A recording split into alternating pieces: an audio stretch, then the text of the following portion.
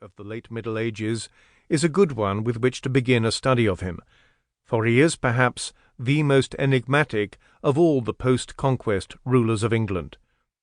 The great 19th century historian William Stubbs declared that there is scarcely one in the whole line of our kings of whose personality it is so difficult to get a definite idea. Indeed, one of the reasons Henry was so useful to Shakespeare is his very obscurity. In the playwright's hands he could be Bolingbroke, the ruthless commander and ambitious usurper, and yet he could also be King Henry, mighty and to be feared, yet somewhat aloof and unengaging, being too full of majesty.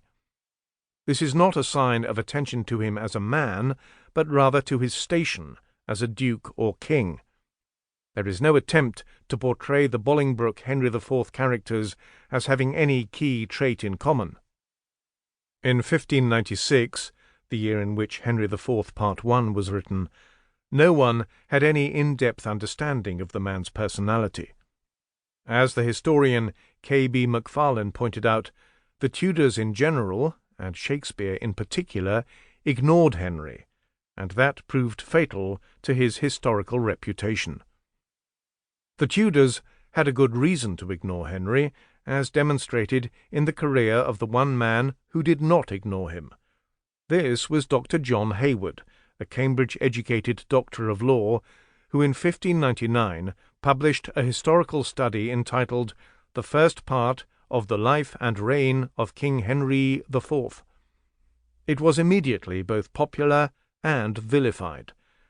The first edition of 1,000 copies sold out, but it came to the attention of the Queen, Elizabeth I, who saw in it an attempt to compare her with Richard II and to justify her deposition.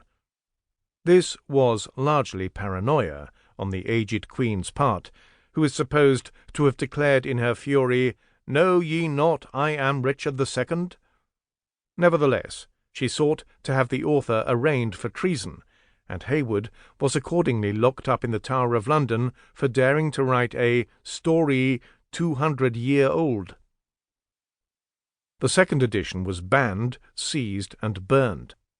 With that sort of review, all prospective publishers were persuaded that the second part, up to 1403, was far too dangerous to print, and the third part was never written.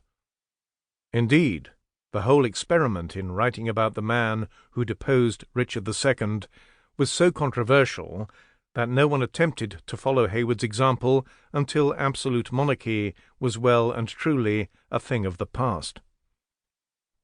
As a result, it is only in recent times that historians have begun to move closer to the historical Henry IV. In 1878, William Stubbs published the third and final volume of his landmark work, The Constitutional History of England. In 74 pages, he provided his audience with an overview of Henry's reign which was both new and positive. Unlike any previous historian, Stubbs presented Henry as a great king, albeit troubled at every stage of his reign.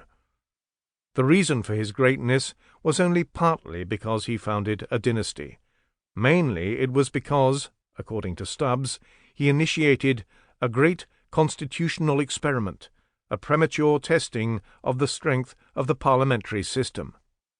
Stubbs was particularly impressed by the fact that there was much treason outside, but none within the House of Commons.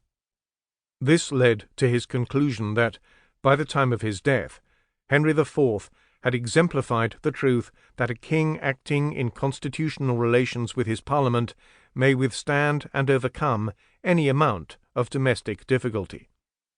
It has to be said that this is greatness as defined by Stubbs, not as understood by Henry's contemporaries. In the 15th century, it was Henry's grandfather, Edward III, who was regarded as the model for greatness. A man who took the war to France and Scotland and won, and who presided over peace at home for half a century. Henry IV was not deemed great by his contemporaries for the simple reason that he failed to live up to this example.